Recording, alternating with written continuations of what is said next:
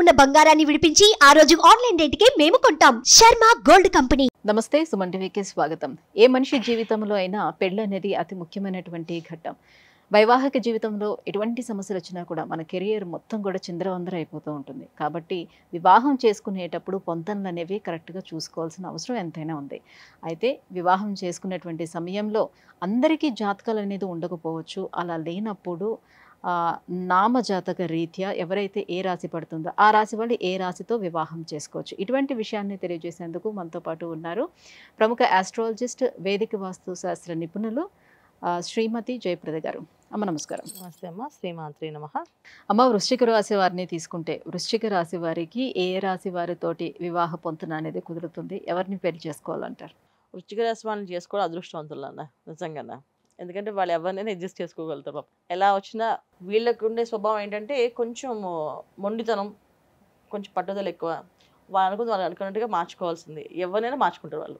వాళ్ళకి నచ్చినట్టుగా వాళ్ళు నచ్చినట్టు మార్చుకోగలరు. 100% ప్రయత్నం చేస్తారు. వృశ్చిక రాశి వాళ్ళ లక్షణం, స్వభావం ఏంటంటే జనరల్గా వాళ్ళకి ఏదైనా వాళ్ళకి అనుకూలంగా లేదనుక అనుకూలంగా చేయడానికి ప్రయత్నం చేసేసుకుంటారు. అది ఎలాగైనా కానీ ఎనీ టాస్క్ అన్నాను, ఆ టాస్క్ నేను ఎలాగైనా గెలవాలి అనే తత్వం తప్ప వాళ్ళకి వేరే తత్వం ఉండదు. నేను గెలిచి తీరాల్సిందే. సో అందుకని వీళ్ళు ఎవరిని వివాహం చేసుకున్నా బాగానే ఉంటుంది. ఎందుకంటే వాళ్ళు ఆటోమేటిక్గా వీళ్ళు మోల్డ్లోకి రావాల్సిందే. వాళ్ళకి ఏ విధంగా కావాలో ఫస్ట్ స్టార్టింగ్లో వాళ్ళకి కావాల్సిన అన్ని అనుకూలంగా చేస్తారు. తర్వాత వీళ్ళకి కావాల్సిన అన్ని మార్చేసుకుంటారు. వీళ్ళ దగ్గర పెద్ద మ్యాజిక్ అనమాట అది. సో అందుకే జనరల్గా వృశ్చిక రాశి వాళ్ళకి జీవిత భాగస్వామితో ప్రాబ్లమ్స్ ఉండవు. ఉంటే అడ్జస్ట్ అయ్యి ఉండిపోతారు వాళ్ళతో పాటు. కొంతమంది వాళ్ళతో పాటు వ్యాపారాల్లోనూ ఉద్యోగాల్లో కూడా వాళ్ళు తోడుగా ఉంటారు. కొంతమంది బాగా ఫ్రెండ్లీగా క్లోజ్గా ఉండే అవకాశం ఉంది. చాలా తక్కువ మంది వృశ్చిక రాశి వాళ్ళు నాకు నచ్చలేదు, నేను నాకు వాళ్ళతో లైఫ్ బాగాలేదు అనుకునే వాళ్ళు తక్కువ మంది. అందుకని అమ్మాయిలైనా అబ్బాయిలైనా ఆలోచన విధానం ఎలా ఉంటుందంటే వాళ్ళకి అనుకూలంగా మార్చుకోవడం వాళ్ళ పని, వాళ్ళ మోటో అనమాట అది. ఏకంగా మీకేం కావాలో చెప్పండి, అలా నేను మారుతాను అని చెప్తుంది.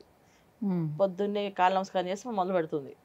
మీకు నచ్చట్టు నేను చేస్తానండి అని చెప్పేసి ఆటోమేటిక్గా వాళ్ళకి నచ్చట్టు మార్చేసుకుంటుంది అంతే. అలాగే అబ్బాయిని తీసుకుంటే ఫస్ట్ ఆ అమ్మాయికి ఏం కావాలో అలాగే ఒప్పుకుంటాడు. నెమ్మదిగా ఆ అమ్మాయికి నచ్చినట్టుగా మారిపోతాడు. ఇంకా వీడప్పుడు ఎవరైనా మనకు నచ్చేది అనుకో వాళ్ళ కోసం మనం మారుతాం కదా.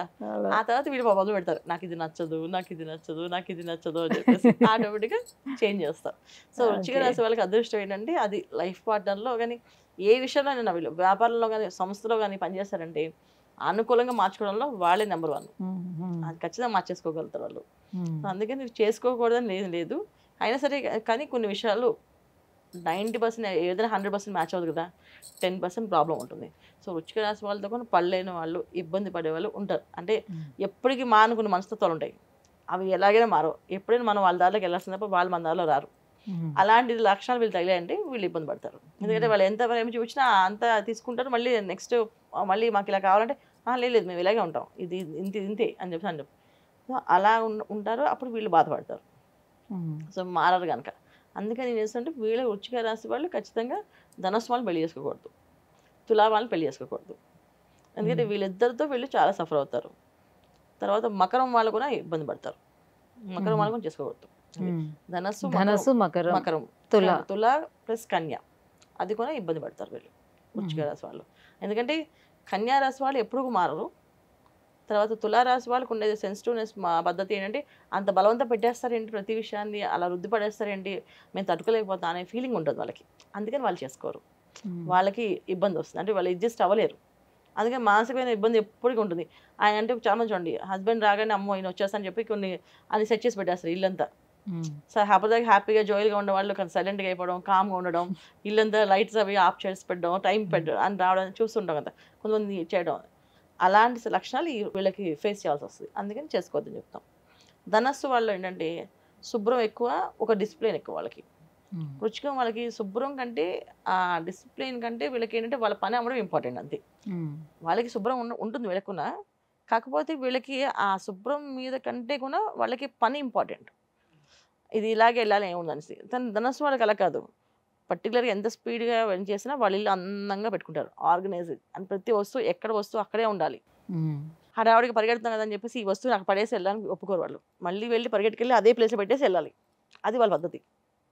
సో ఇక్కడ వాళ్ళకి అది క్లాషెస్ వస్తాయి అండి. సో మకరం వాళ్ళకి అసలు ఇంట్రెస్టే ఉండదు. ఏం చెప్పు వాళ్ళు నచ్చితేనే కాంప్రమైజ్ అవుతారు. వాళ్ళని మార్చడం కానీ వాళ్ళని నైస్ చేయడం కానీ అసలు జరగదు. ఎందుకంటే వాళ్ళు జనరల్గా ఏ విషయంలోని వాళ్ళు భ్రమలో పడడం కానీ మాయలో పడడం కానీ జరగదు. ఎందుకు నటిస్తున్నారని చెప్పి మొహం మీద అడిగేస్తారు వాళ్ళ. సో అందుకే ఈ వృశ్చిక రాశి వాళ్ళు కావాల్సినప్పుడు వాళ్ళు నచ్చినట్టుగా మారి తర్వాత వీళ్ళు నచ్చినట్టుగా మార్చుకోగలరు. ఆ లక్షణం వీళ్ళకి ఉంది, కానీ వాళ్ళకి అది లక్షణం లేదు. దానివల్ల ఏంటంటే అడ్జస్ట్ అవ్వలేరు, అందుకని చేసుకోవద్దని చెప్తాం. సో ఈ ఒక్క ప్రాబ్లమ్స్ తప్ప మిగతా అన్ని ఓకే. వృశ్చిక రాశి వాళ్ళకి, వృశ్చిక రాశి వాళ్ళ లైఫ్లో వాళ్ళు ఏదైనా సాధించాలంటే వాళ్ళు సాధించుకొని వెళ్ళిపోతూనే ఉంటారు. వెనక ఎవరైనా వస్తే వచ్చారు, రాకపోతే లేదు. వాళ్ళు ఒంటరిగా వెళ్ళిపోవడం అలవాటు వాళ్ళకి. ఒంటరి పోరాటం వీళ్ళకి బాగా అలవాటు అనమాట. సో ఒంటరిగా వెళ్తూనే ఉంటారు ప్రయాణం. దాంట్లో ఎవరు జాయిన్ అయితే హ్యాపీగా ఫీల్ అవుతారు, జాయిన్ అవ్వలేదని సరే పర్లేదని చెప్పి అలాగే వెళ్ళిపోతారు. అది వీళ్ళ లక్షణం. మరి ఏ రాశితో బాగుంటుంది వీళ్ళకి? వీళ్ళు అర్థం చేసుకునే రాశి మీనరాశి నాన్న. మీనరాశి వాళ్ళు వీళ్ళ ఆలోచన విధానాన్ని కొంచెం మ్యాచ్ చేసుకెళ్తారు, బాగా బాగుంటుంది.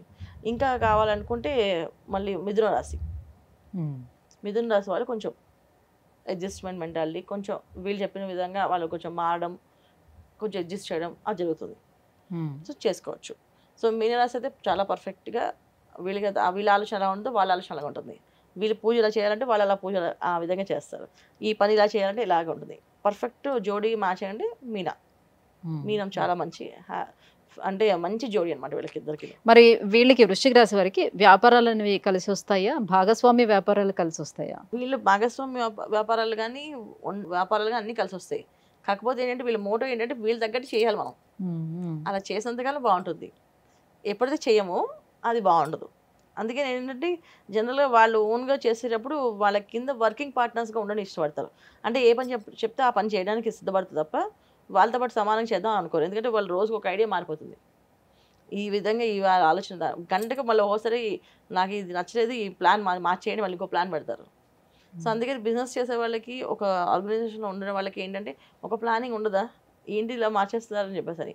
వీళ్ళకి ఏంటంటే ఆ పని అవ్వదని వీళ్ళు మనసాక్షి ముందు అంటే వీళ్ళు ఓన్గా అనాలిసిస్ చేసుకోగలరు. ఈ పని ఇలా అవుతుంది, ఈ పని ఇలా అవ్వదు అని చెప్పి వీళ్ళకి బాగా కొంచెం ఆలోచన విధానం బాగా ఎక్కువగా ఉంటుంది వీళ్ళకి. దానివల్ల ఏంటంటే చేసుకోగలం అని నమ్మకం ఎక్కువగా ఉండి చేయగలమని స్పీడ్గా వెళ్తారు. అంతే స్పీడ్గా మళ్ళీ వెనక్కి వచ్చేస్తారు వీళ్ళు. అది అవ్వదు, అది జరగదు అని చెప్పేసి. సో చూసే వాళ్ళకి వెళ్ళే వాళ్ళకి అది ఇబ్బంది.